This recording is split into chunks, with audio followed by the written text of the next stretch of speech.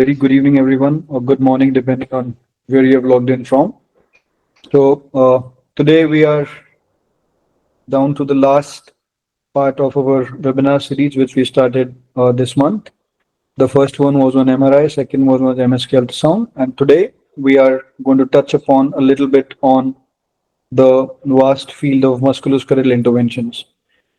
So we have the first speaker with us, who's Dr. Nizar Al-Nahshabandi.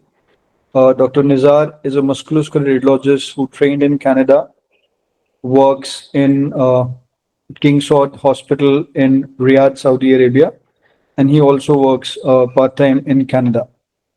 Dr. Nizar is going to talk about the role of MSK interventions in treatment of musculoskeletal tumors, wherein the intervention is completely curative. We are going to talk about that.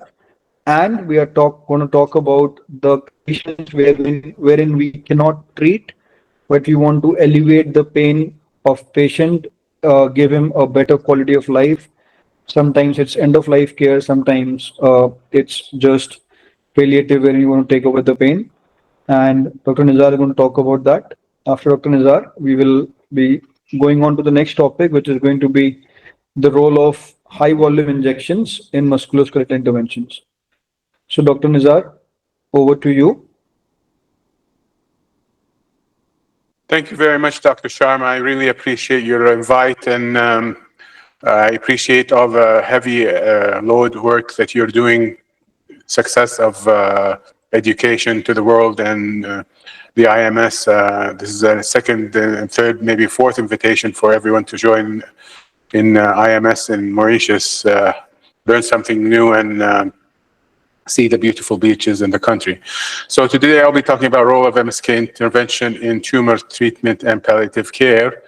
Have no disclosure. I'll talk about literature review of bone metastasis.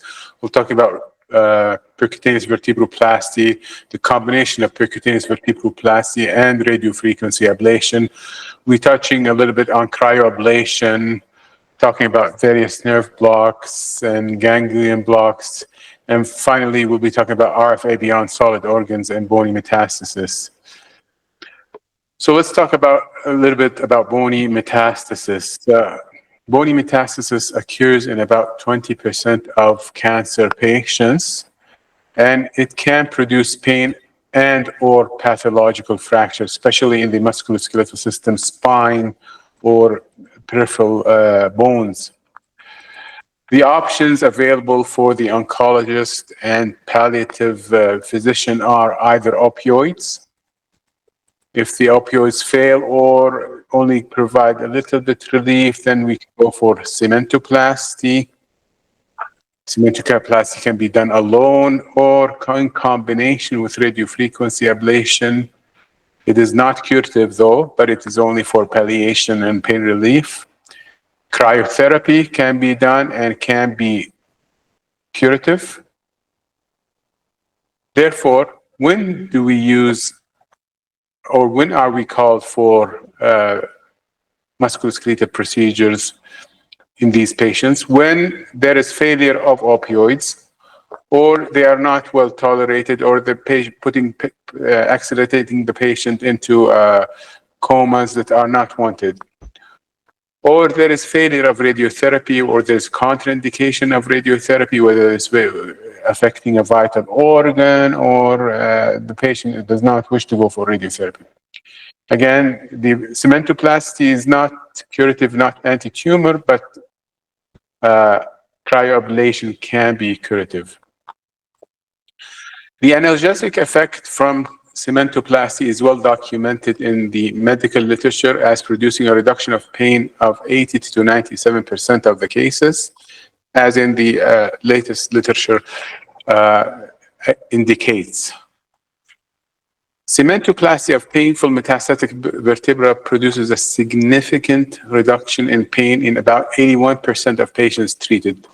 The mean VAS score out of 10 progresses from 9 to 1 to about 3 to 10 out of 10. And the possibility of walking again is increased in more than 2/3 of the patients. that were initially bedridden or wheelchair bound. What is the mechanism of the analgesic effect? Well, there are two thoughts. One is the physiological effect, and the second is the mechanical effect. The physiological effect is the effect of the cement stabilizing the microfracture and the effect of the destruction of the nociceptive fibers, the nerve fibers, on contact with cement. Because it is thought to have an exothermic reaction generated during the polymerization. How about the mechanical effect? It is over the thermal effect since there is no histological lesions. The consolidation effect, the cement is above all mechanically resistant to compression stresses. Therefore, it is suitable for consolidation of the vertebra and pelvic metastasis. Filling the vertebra with cement from one vertebral end plate to the other end plate appears to be providing better consolidation. The anti-cancer effect, unlike thermal ablation techniques, radiofrequency ablation, microwave, cryotherapy, cementoplasty is not considered an anti-cancer treatment.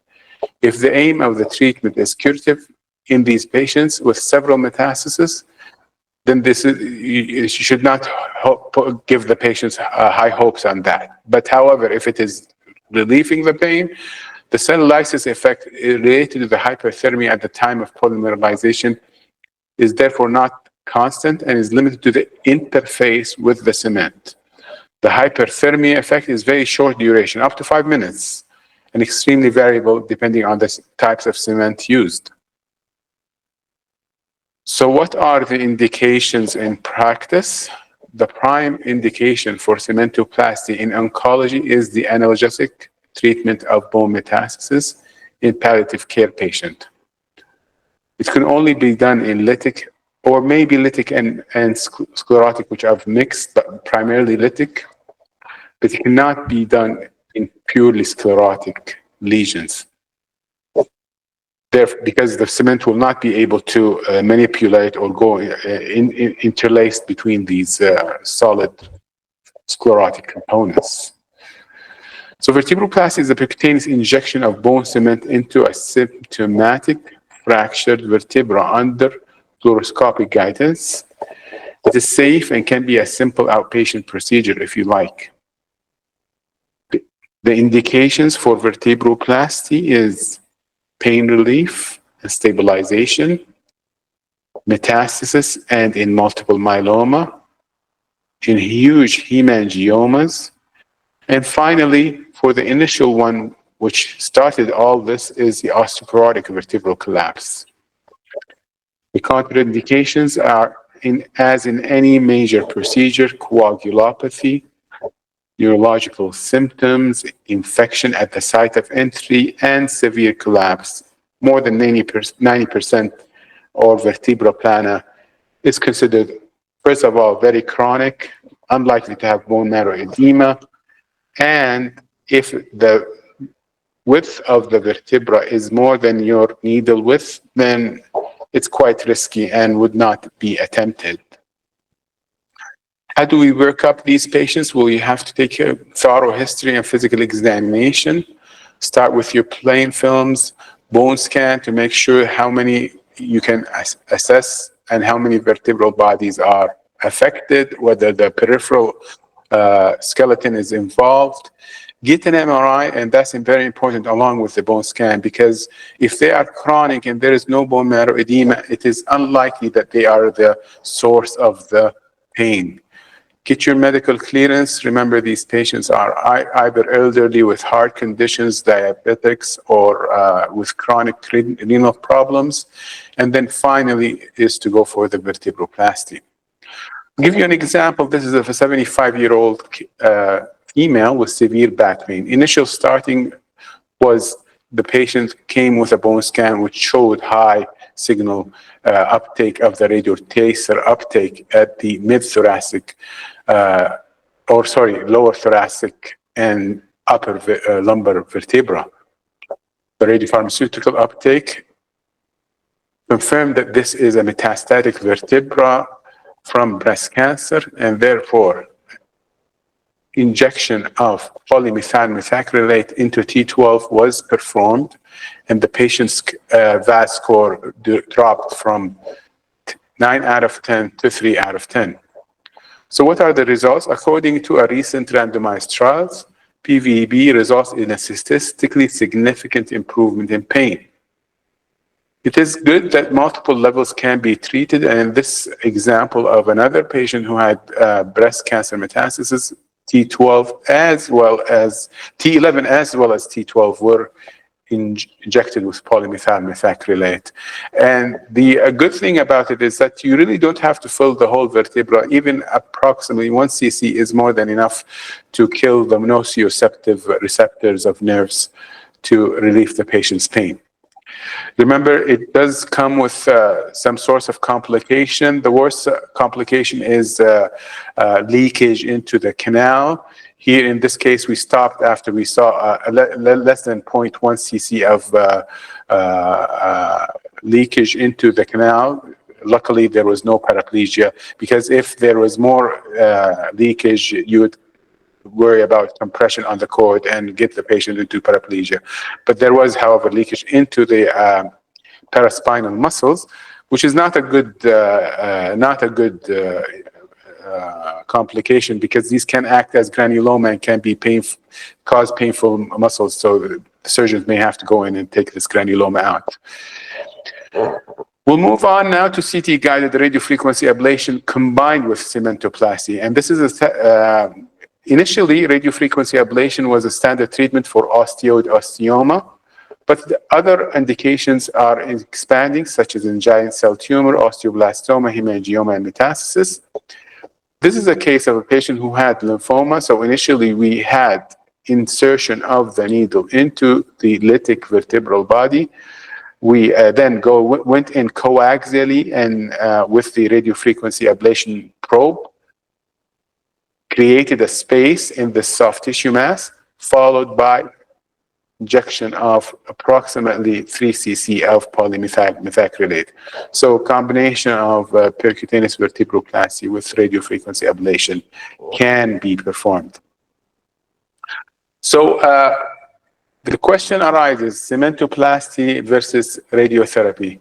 The role is still to be defined. There is no contraindication. It can be done either alone, radiotherapy, cementoplasty can be done alone, or in combination together.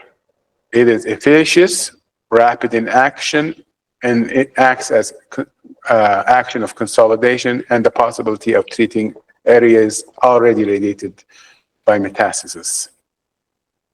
Other thermal methods for ablation is radiofrequency ablation, microwave ablation, and cryoablation. In the spine, the proximity to the spinal canal and neurovascular bundle may hamper the effectiveness.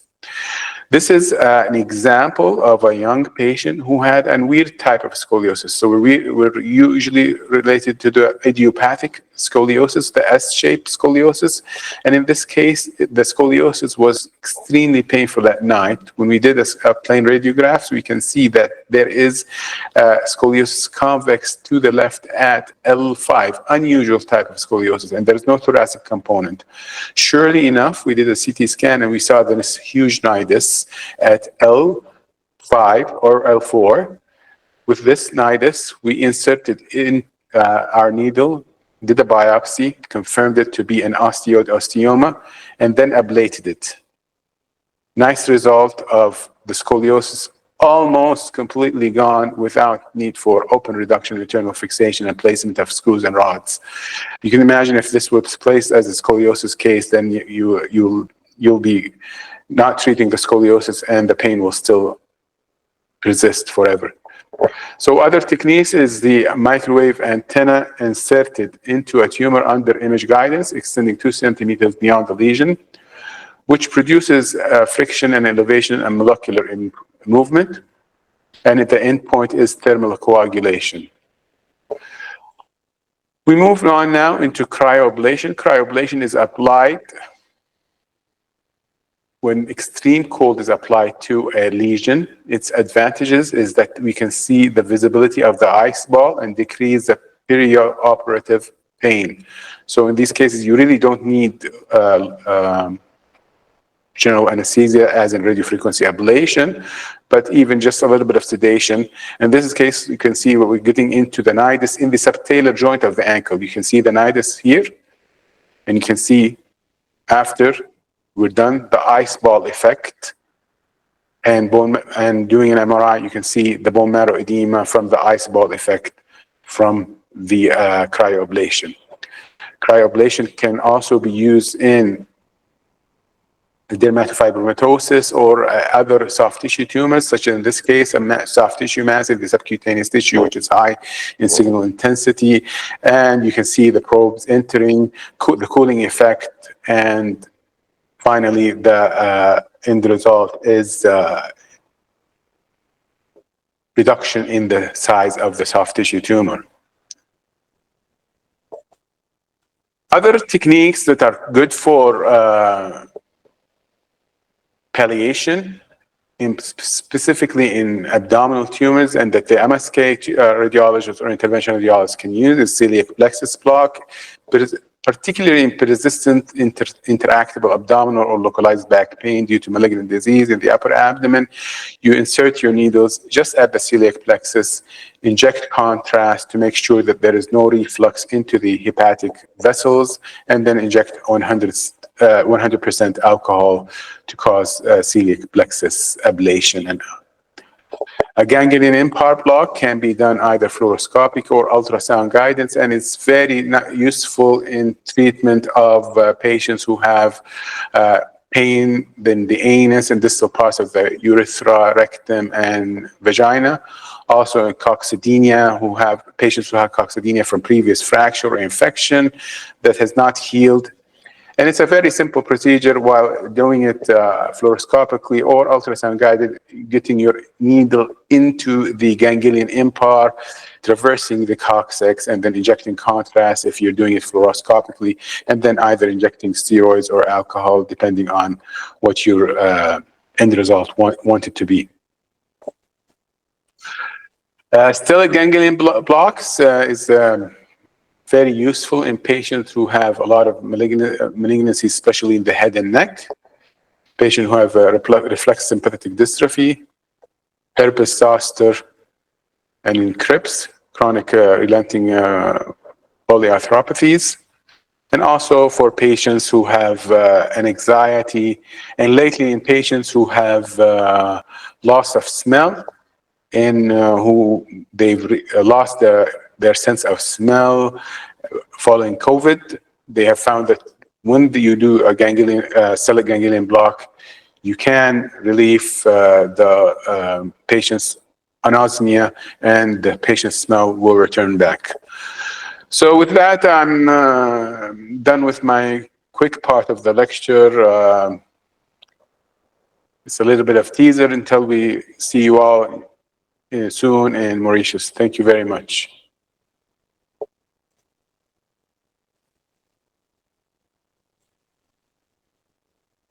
Any questions?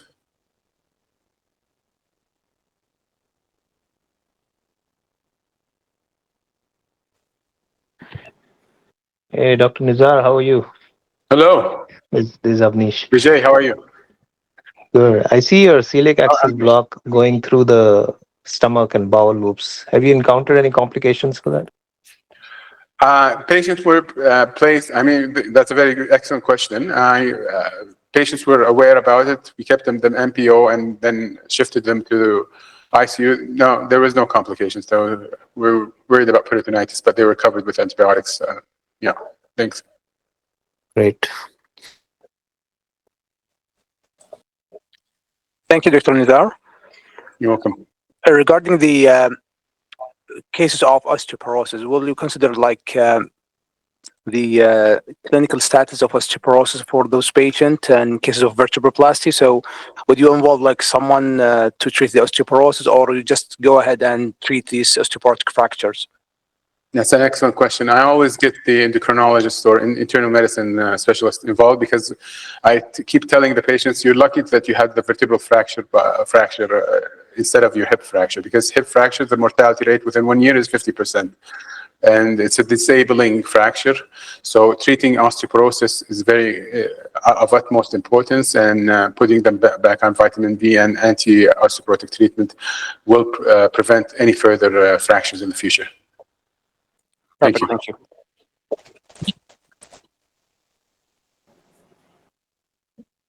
Thank you, Dr. Nizar, for such an excellent overview of the palliative intervention that one can undertake and the tumor interventions. There are no other questions at present. If any questions, all of you can post here in the chat box and we will answer at the end of the session. Dr. Vijay, over to you to moderate. Good evening, everybody. Welcome to another exciting webinar. Excellent talk, Dr. Nizar. Very good insights into MSK intervention. Our next speaker needs no introduction. Dr. Gaurav Kant Sharma is one of the shining stars of MSK radiology in India, and he is the main organizer for our very exciting Mauritius International Musculoskeletal Summit. He is going to talk on the role of ultrasound-guided high-volume injections in treatment of musculoskeletal pathologies. Over to you, Gaurav. Thank you. Just 1 second. I'm trying to share my screen. Screen. Okay. My screen recording.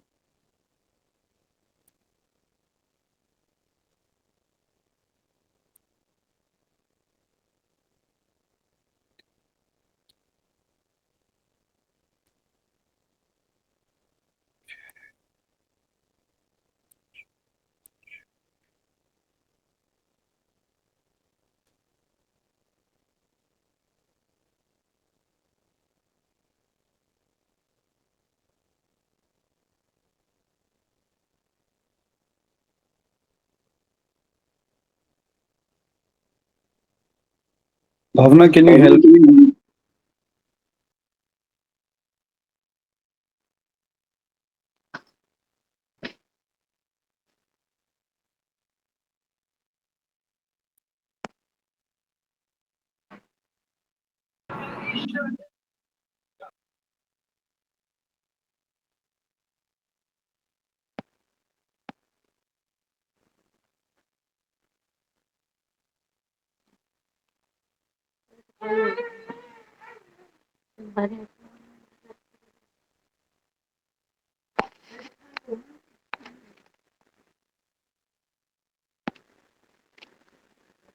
ডবাটা সরা ডবার জাতীয় সমস্ত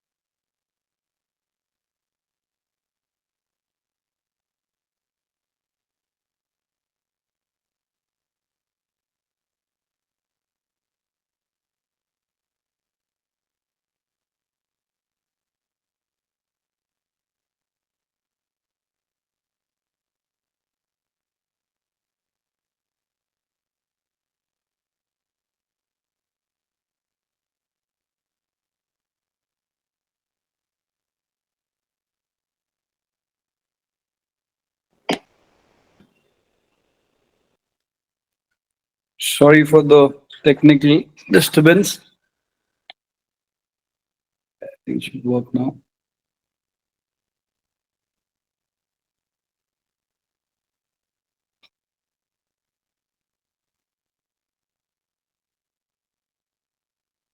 So is it?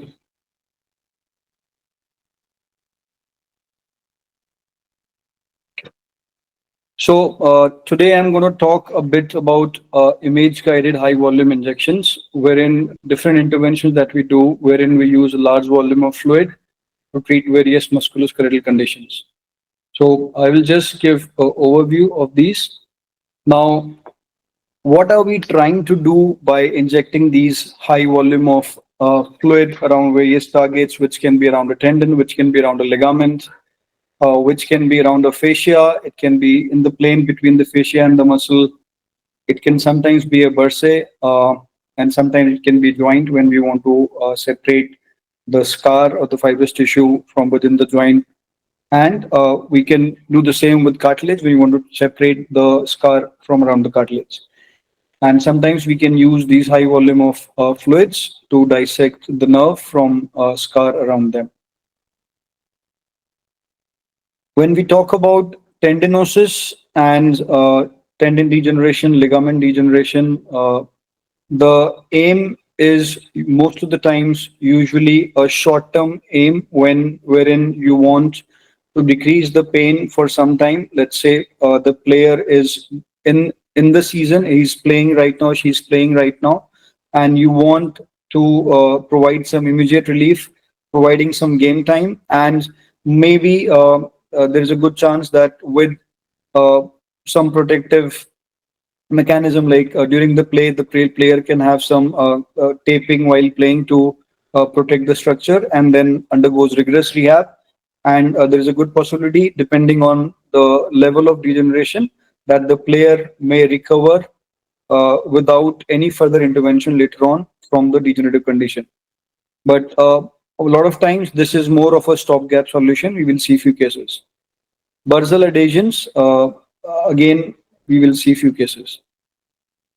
Now, the most common, the most important thing that anyone has to learn while doing an MSK intervention is, I always say that doing an intervention, it is the easiest part and it is only 5% of the job. Number one is choosing the right patient for the intervention. Number two is choosing the right intervention in that particular patient. This is the 90% of work is this, and doing the intervention itself is the easiest part and is only 10% of the job. And most of the times one should move to an intervention only when we have some evidence of a failed conservative management. That is, the athlete or the patient has tried conservative management without any significant improvement. Now, what can you do with large amount of fluid volume? Grossly, you can either dilate a collapsed cavity or a shrunken cavity, like hydrodilation. Most common indication is adhesive capsulitis, but you can do hydrodilation of any and every joint, not only shoulder. Shoulder being the most common, because adhesive capsulitis of shoulder is most common, but you can have adhesive capsulitis of knee, you can have adhesive capsulitis of hip. Then another, the most prevalent high volume injections has been for tendons and ligaments, as we discussed, to provide some game time during the mid-season. Now the question is, do we mix steroid with these peritendinous, periligamentous injections or not? It is a address that in the next few slides. And a lot of these high volume injections, very common in our practice. What we do is we use very large amount of fluids to dissect the structures from adjacent scar tissue. It can be hydrodissection of nerves, it can be hydrodissection of tendons, ligaments, or fascia.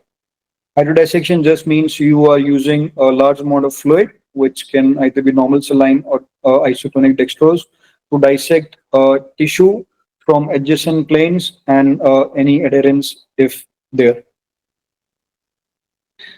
Typical needle, whenever possible, use as small as possible, and only when you need to aspirate something, then that's when you go to higher gauge needles. So herein we are sticking to injecting something, so we always use as small as possible.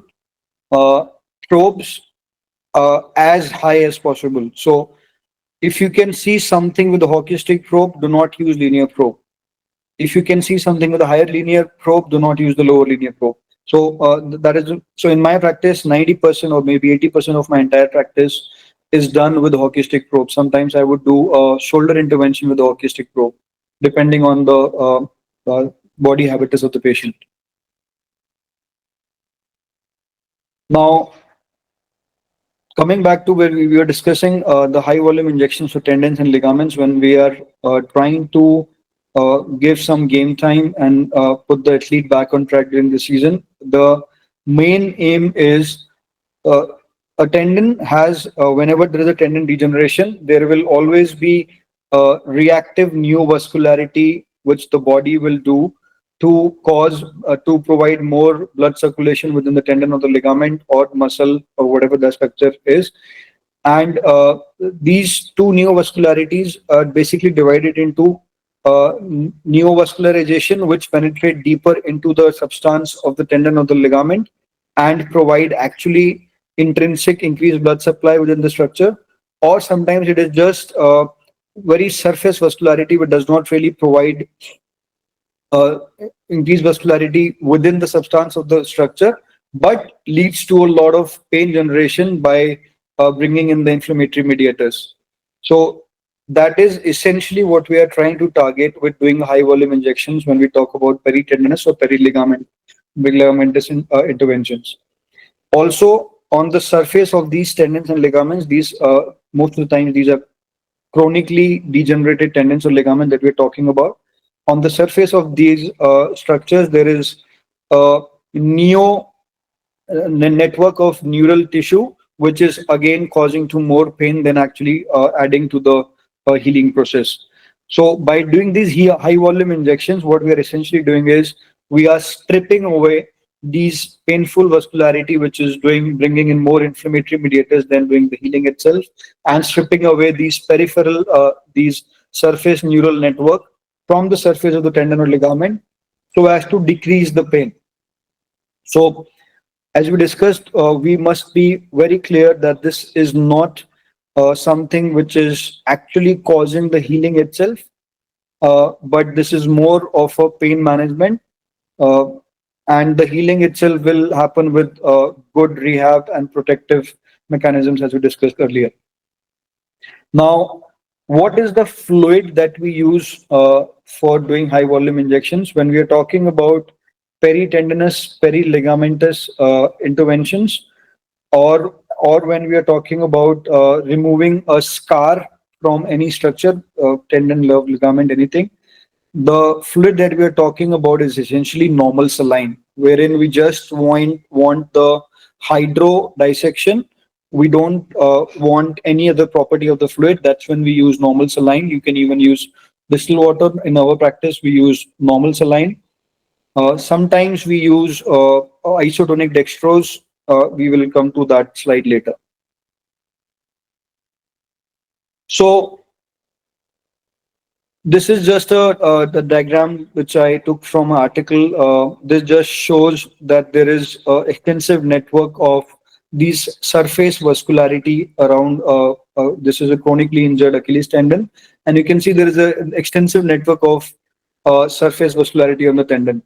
So by doing these high volume injections, what we're essentially doing is stripping off the lower surface of the tendon or the ligament and stripping off the superficial surface of the tendon or the ligament from this adjacent tissue. When we strip them off, the blood vessels get detached, then the painful nerves, surface nerves also get detached.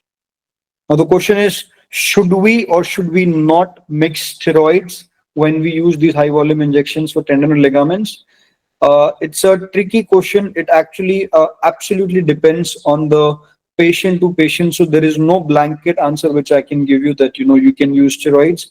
It is a very customized, and sometimes when the pain is more and the it is right below the skin, in some patients I might mix a small dose of steroid, maybe 20 mg, along with that normal saline, just to give instant pain relief also in addition to these high volume injections.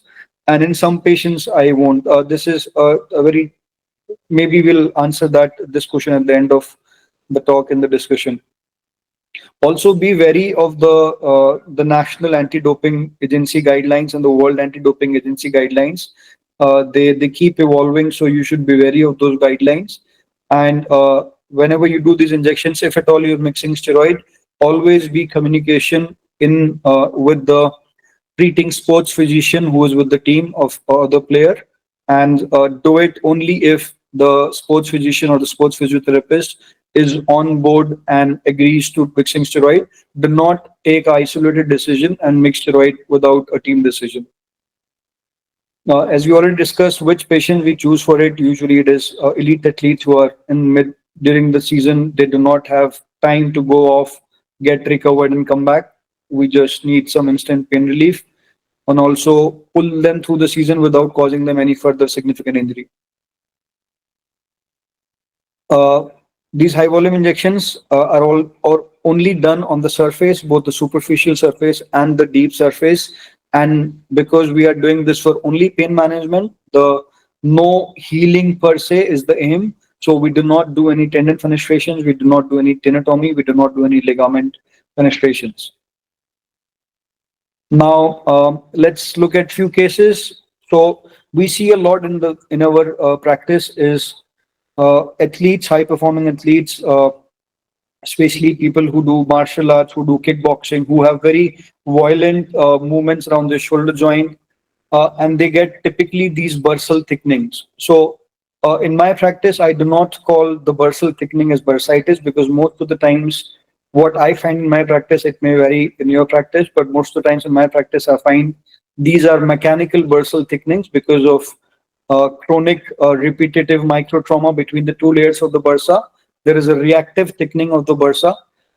Sometimes adhesions form within the bursa because of this chronic micro friction. And then it's a vicious circle. The thickened bursa will lead to impingement and then restriction of motion and then more thickening of the bursa. So, and sometimes these athletes only have pain because of the bursal thickening, and they more than pain, they will say if the bursal thickening is the only cause, they will say, I don't feel that very free movement, and in my extreme range of movements, I don't feel comfortable. That is their typical complaint. And sometimes there will be bursal thickening, which is associated along with the supraspinatus tendon degeneration, or sometimes even fibrotic scarring within the tendons.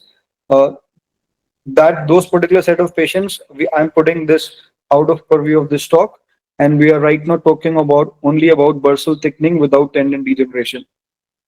So for these bursal thickening, wherein the gliding of the bursa becomes an issue, there is bursal thickness, and most importantly, there is no increased vascularity in or around the bursa.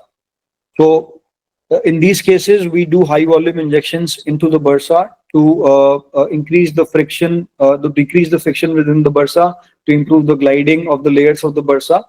And we just use normal saline, and we dissect the layers of the bursa completely from end to end. So you can see this is just a high volume injection of the bursa, and the tendon, there's a very, very subtle degeneration of the supraspinatus tendon over here, but it's not much, so does not require any intervention. And the end aim of this high volume bursal injection is that both the layers should get separated from their medial margin to their lateral margin completely end to end. That is the end aim of this bursal large volume injection. This is just another patient. Next patient, this is a video wherein we are seeing this is a quadriceps tendon. This is long axis image. This is a short axis image of quadriceps tendon. This is the undersurface, and this is the superficial surface. And we are doing high volume injection of quadriceps tendon in a patient who has some mild form of distal quadriceps tendinosis, pre-insertional. And this is a high volume injection being done. This is the quadriceps tendon. We are over the superficial surface of quadriceps tendon in short axis plane.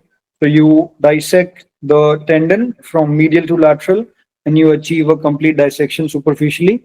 And then you go below the tendon and do the same below the tendon. This principle is same it stays the same irrespective of what tendon high volume injection or dissection that you are doing.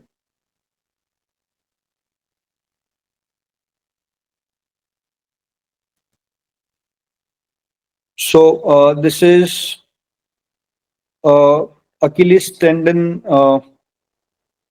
high volume injection. Just 1 second, this slide got.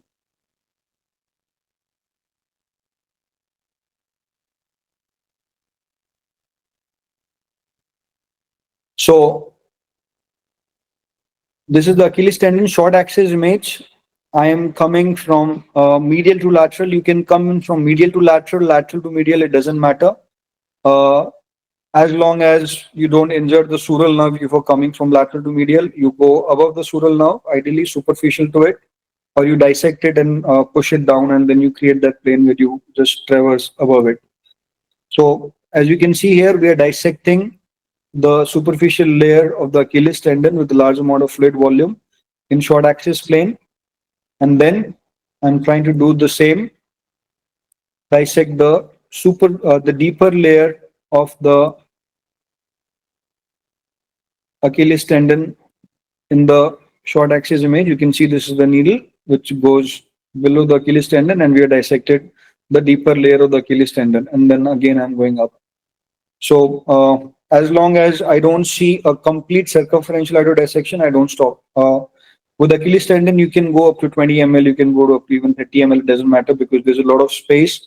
And so the question, how much volume you should use, you should ask your knowledge of anatomy. If that space can take up a lot of fluid, you can go up to even 30, sometimes even 40 ml. If it's a tight space, it cannot take up large space, then better to stay somewhere close to 10 or even 8 ml or sometimes 12 ml. So just ask your knowledge of anatomy and you will find the answer. And then every high volume injection is done in two planes. One is long axis plane and one is short axis plane. We saw in short axis plane both above and below. In long axis plane, you cannot do below because then you will have to traverse through the structure, tendon or ligament, and you don't want to traverse through the structure. You only want to separate the superficial layer in long axis plane. Whether it is tendon or nerve, absolutely you can't. In our practice, we also do a lot of these high volume injections for chronic upper backache or chronic low backache. This is one example. In our practice, this constitutes, I think, 20% of patients that come to our setup. And this is one patient wherein there is a very, very obvious abnormality within the trapezius muscle belly. And sometimes you can pick these up even on MRI. So this is an abnormal area of muscle which is looking unusually hypoechoic. These are two different cases. And so what is this? As radiologists, a lot of people are not aware of these, but this is a very, very common pathology. People who work long hours on computers, who have wrong postures, even sports person, sometimes they play in wrong postures. So gym goers who, when you go to gym, a lot of trainers talk about the right form of doing exercises. So if you do those exercises in wrong form, then again you can get this. So what this is basically, we were talking about a chronic degeneration of tendon or ligament. Similarly, there can be a chronic degeneration of the muscle fibers. And when these muscle fibers, they become chronically damaged, they become chronically degenerated, they get stuck up like a bunch of fibers together, and they may appear hypoechoic, they may appear heteroechoic on ultrasound, and sometimes you can even pick that on MRI. So this is known as a myofascial trigger point. It's a term which is known as part of muscle fiber which is triggering pain, and so it is called as myofascial trigger point. Some people call it taut band, some people call it just trigger points. So what you essentially need to know is this is nothing but just a painful area of muscle which has become chronically degenerated like any other chronic degeneration. Now, what to do about this is the big question. Again, as we discussed, it is essentially degeneration and you want to regenerate, but you don't have to do regenerative interventions alone for these. These high volume injections work very well for these myofascial trigger points. Another patient where the heterogeneous myofascial trigger point is not so obvious. So in our Everything else we use normal saline, but when we are talking about treating myofascial trigger points, we use isotonic dextrose, 5% dextrose. Sometimes we even use a hypertonic dextrose because dextrose is also irritant, and hyper irritant causes hyperinflammation, which actually leads to the restarting of the healing cycle, the regenerative cycle. So that's why dextrose is good. But wherever and whenever you are talking about anything where there is fibrosis, then you do not use dextrose, because dextrose actually may lead to more fibrosis by causing more inflammation. So when we are talking about fibrosis, we do not want inflammation. When we are talking about degeneration, then we want inflammation.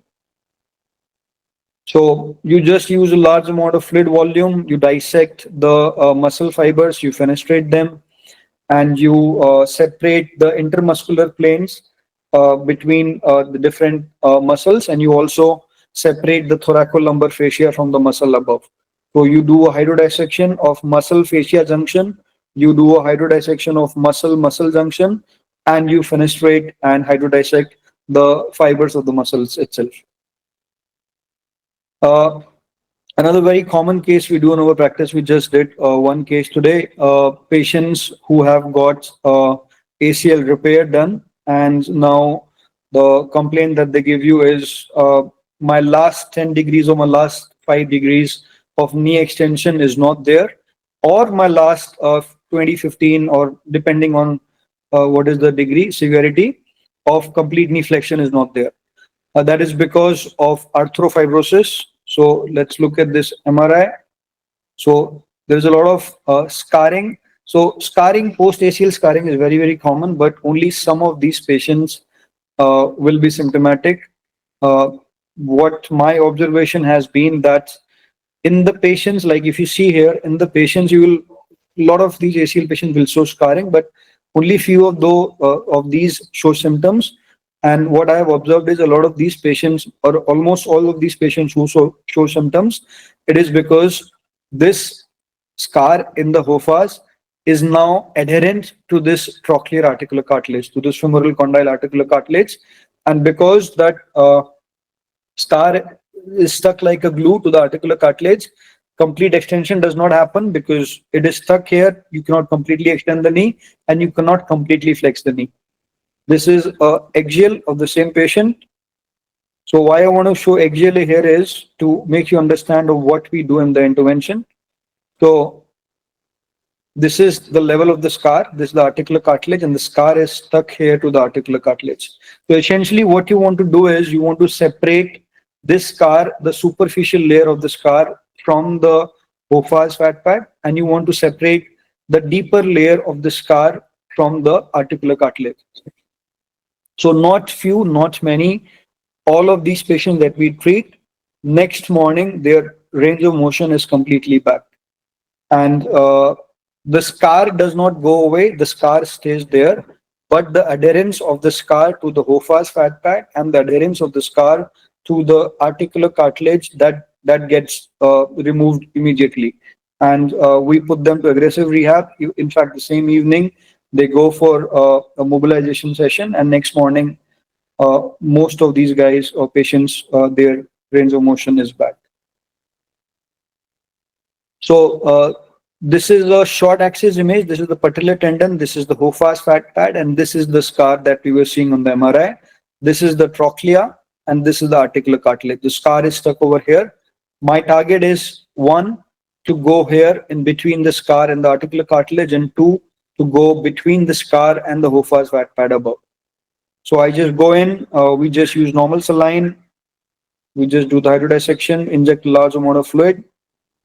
You can see we are injecting, and I'm away from the cartilage. One trick here is sometimes, because a lot of scar, you may lose the interface between where the scar is ending and where the articular cartilage is there, and you actually may cause a chondral lesion. So be careful of this. Know where the cartilage is ending. Do not go through the articular cartilage, because you'll be releasing the scar, but then they will develop pain due to the chondral lesion. This is immediate post-procedure. This is long axis image. This is short axis image. Now you can see there's a very good amount of large amount of fluid is between the OFAS fat pad and the articular cartilage. The good separation has happened here, and same in short axis image. You can see both the superficial and deep layers are separated. Just one quick case of nerve hydrodissection. Essentially, all nerve hydrodissections are the same, and Baxter's nerve is something we see on and off in our practice. We have done. We have compiled the data. We have already written the paper. We're publishing it soon. Uh, we have done around 60 cases of plantar nerve entrapment over the last 5 years. Medial plantar nerve, lateral plantar nerve, and some of these cases have isolated Baxter's nerve. Isolated Baxter's nerve entrapment is very rare. In our experience, it is always a combination of either medial plantar plus lateral plantar, and it may be along with Baxter's. And only one case out of 60 was isolated Baxter's.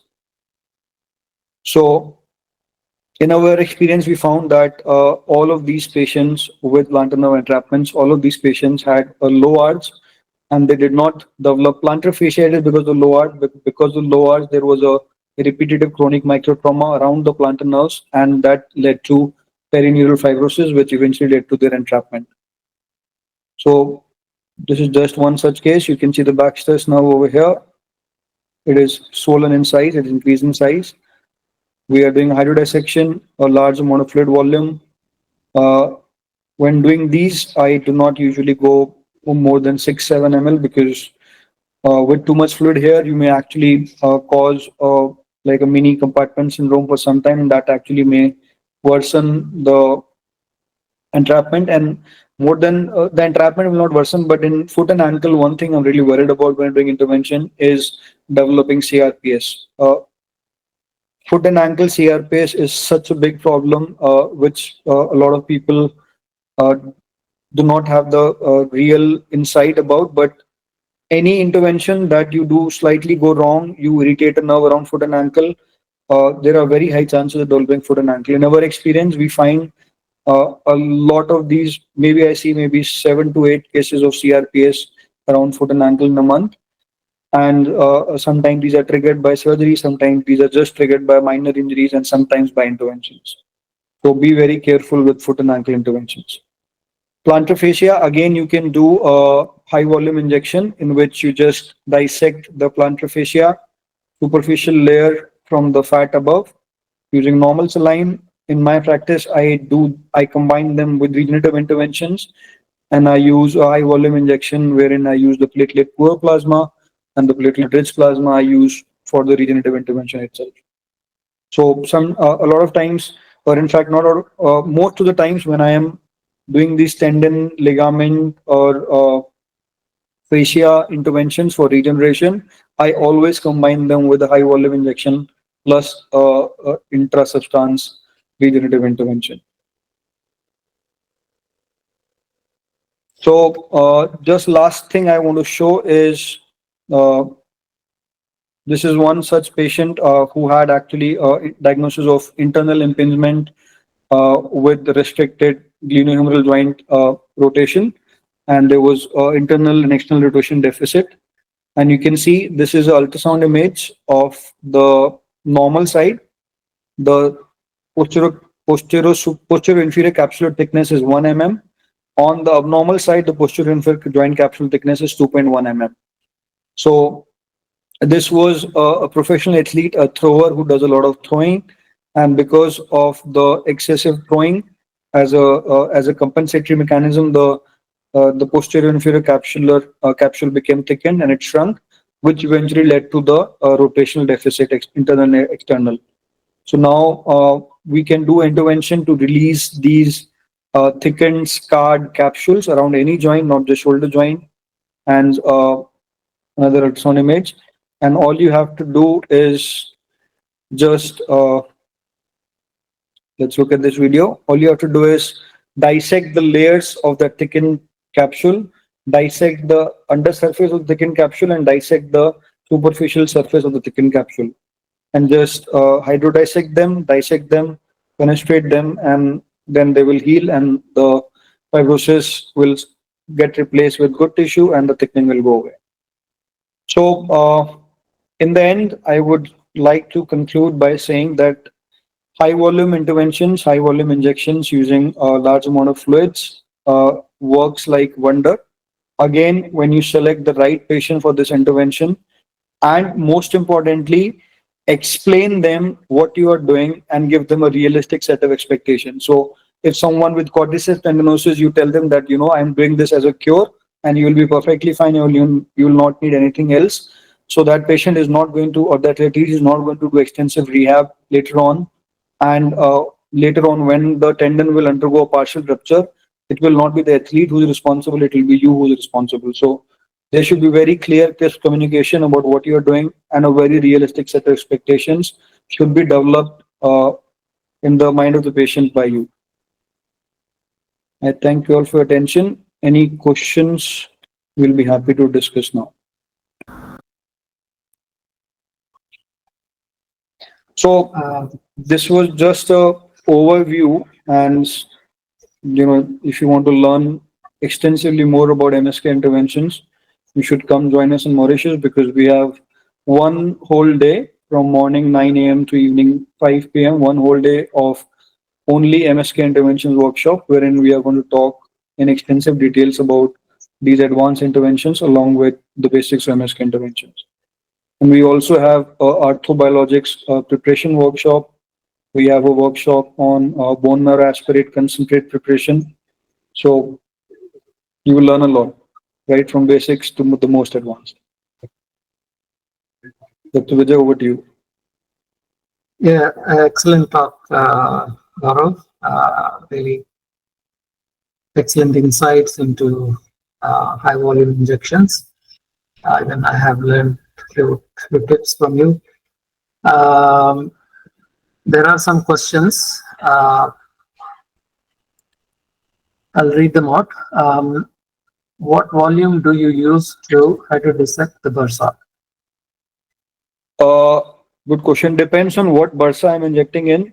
Sometimes I hydrodissect even the greater trochanteric bursa. Again, as I talked about in my practice, I rarely find subacromial bursitis. Similarly, I rarely ever find trochanteric bursitis. It is almost always a degenerative condition wherein the issue is gluteus degeneration, glutei degeneration. So when injecting into subacromial bursa, I use somewhere between 5 to 8 ml. I may go maximum up to 10 ml, but never beyond 10 ml, because then that bursa, the fluid is going to go down into the subdeltoid bursa space. So all you want to do is keep it within the subacromial space. When I do a subtrochanteric, again, I may do somewhere between 10 to 15 ml for subtrochanteric bursa. Okay, excellent. Do you have any MR images of myofascial trigger points? I have few, but not in the stock. I have few. So a lot of times when you see normal MRI, but the prescription or the requisition says pain in shoulder region, you can call up the treating doctor. If you are not the treating doctor, you can call up the doctor and ask them, is the pain more in region of trapezius? If the answer is yes, look at the coronal MR images again. And if you see some fibers, particular areas which are stuck together, you're looking at a myofascial trigger point. Yeah, I remember you showed some images when you came to Abu Dhabi.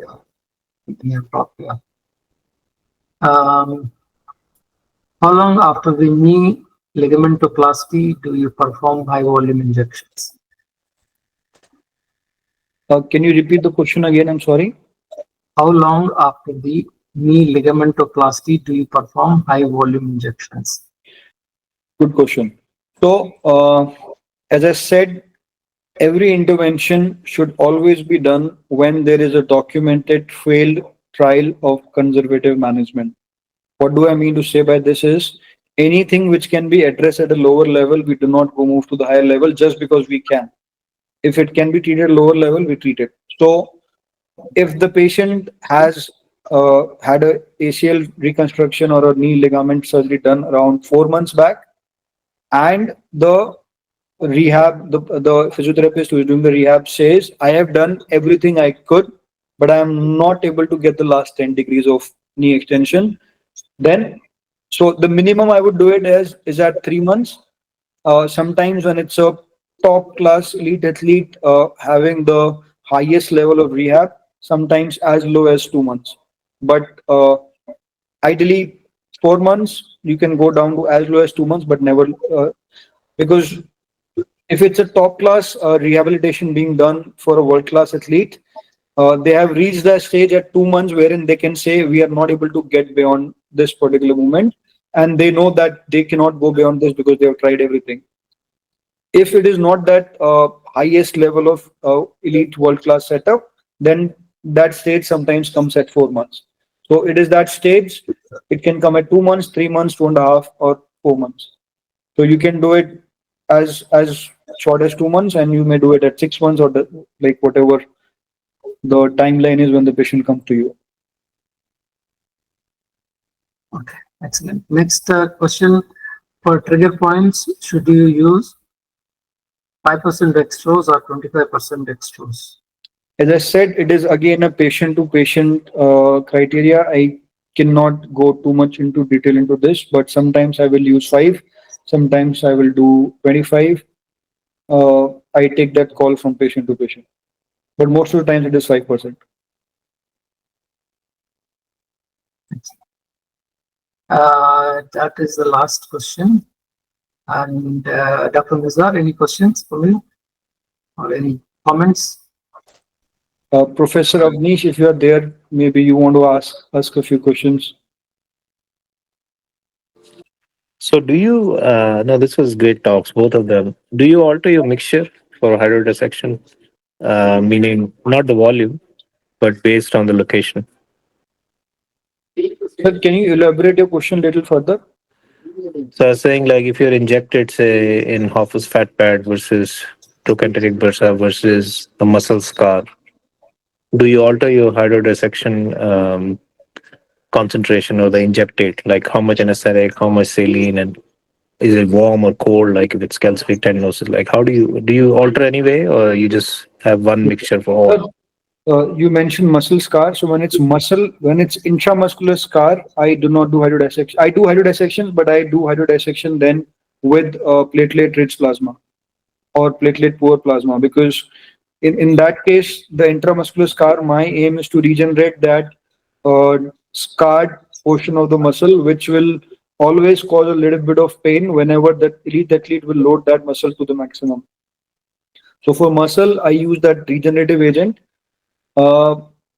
Sometimes when it is only the problem is only the scar, that time I will mix a little bit of steroid also.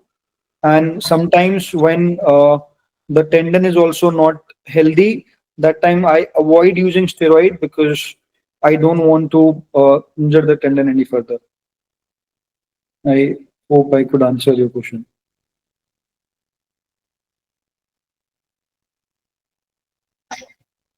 Yeah, that's great. Thank you. Dr. Nizar?